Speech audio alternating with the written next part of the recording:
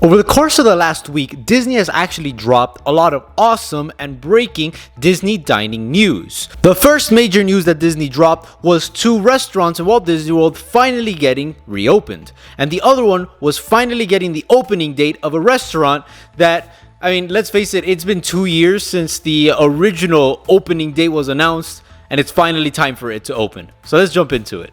Now, Disney announced that 2 restaurants around Walt Disney World, Ohana in the Polynesian Resort and Sebastians Bistro in Caribbean Beach, are finally going to reopen. Ohana will be opening July 9th, while Sebastians Bistro will be opening the 24th of June. And along with the announcement of the reopening date, they also gave the details as to how the restaurants are going to be after they reopen, and there are actually some changes. Let's first talk about Ohana. Now, Ohana has become a very popular and crowd favorite restaurant around Walt Disney World, to a point where I think it might be the most popular restaurant at Walt Disney World. It is almost impossible to find a reservation. If you are walking up to Ohana, you will not be able to eat there. You will need a reservation in advance. It's insane how many people go to eat at Ohana. And since the parks closed because of the coronavirus pandemic, Ohana still hasn't opened. And until this announcement last week, we didn't know when it was going to reopen. But we finally got that reopening date, and there are also some changes coming to the menu of Ohana. Now, when you go into the menu, you'll see some differences. Now, first off are the appetizers. Right here, you're going to have your mixed green salad with citrus vinaigrette and almond sesame brittle, and the Ohana coconut papaya scones and cheddar bacon biscuits with honey butter. You're also going to have your honey coriander chicken wings and pork dumplings. But if you scroll down just a little bit, you're going to see the Ohana noodles. Now, the Ohana noodles is part of like the appetizer trio that you could have always gotten in Ohana. But in the original announcement, the Ohana noodles weren't there. And so many people got mad about it. It was funny seeing how many people were protesting. And it literally took Disney like 2 or 3 days after this announcement to put back the noodles. Like, all right, we heard you guys. We're putting back the noodles. I don't know, I just find it very funny how like everyone just came together to get those noodles back in. It was pretty impressive. Then we move on to the entrees, where you're going to have wood fire grilled teriyaki beef, island shrimp casserole with herbed breadcrumbs, roasted 8-way chicken with Polynesian inspired chimichurri sauce, kielbasa sausage, roasted broccolini, and the dessert, of course, the iconic Ohana bread pudding. Now, I did want to talk about these changes real quick. Now, I have a very unpopular opinion when it comes to Ohana, right? Well, I have a bunch of unpopular opinions. But me and my family, we've been going to Ohana all our lives. We consider it one of our like classic restaurants. And I don't think there's anyone in the world that has been to Ohana more than us. And we have noticed that over the years, there has been a steady decline in the food quality at Ohana, to a point where I consider the food at Ohana to be okay at best.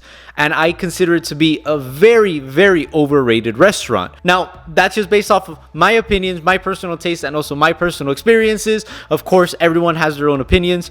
But I don't know, I just felt like there are far better restaurants around Walt Disney World that for the same price, you could have better food. But anyway, and that's not also including the service, which is iffy at best. But I'm excited to see these changes. First off, the new like bread service, right? Those scones, the coconut papaya scones and the cheddar bacon biscuits. It surprised me that they decided to change the pineapple bread that they always gave you. I, for one, love that bread. It was one of my favorite bread services in Walt Disney World, and it's such an amazing bread.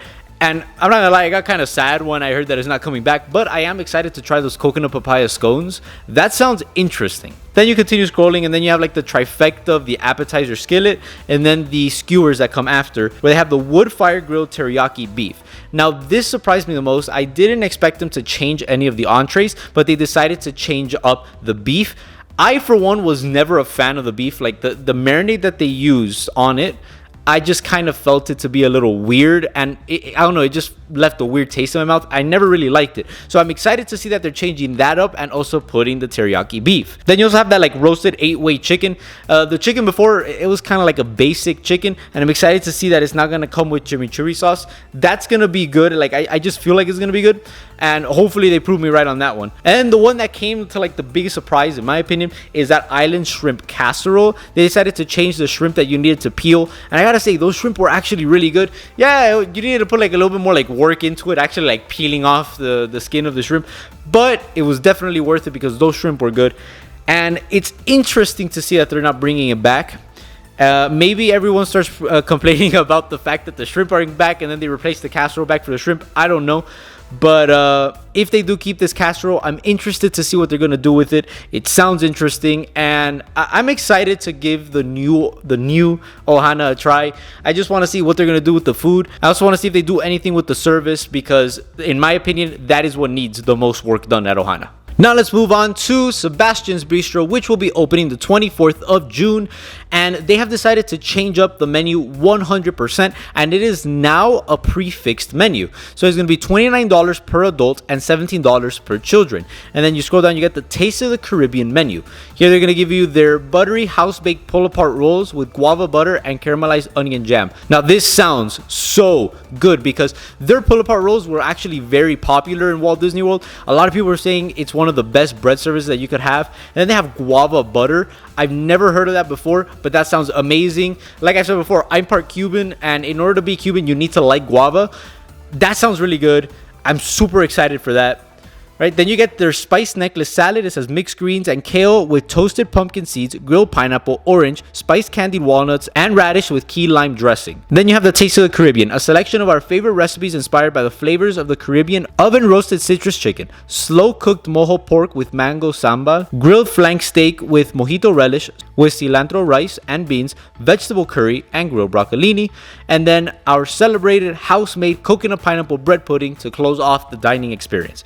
This sounds absolutely amazing. Now in the app, it doesn't really go into details as to how it's going to work, whether it's just going to be like a plate per person or if it's going to be like an all you care to enjoy family style restaurant.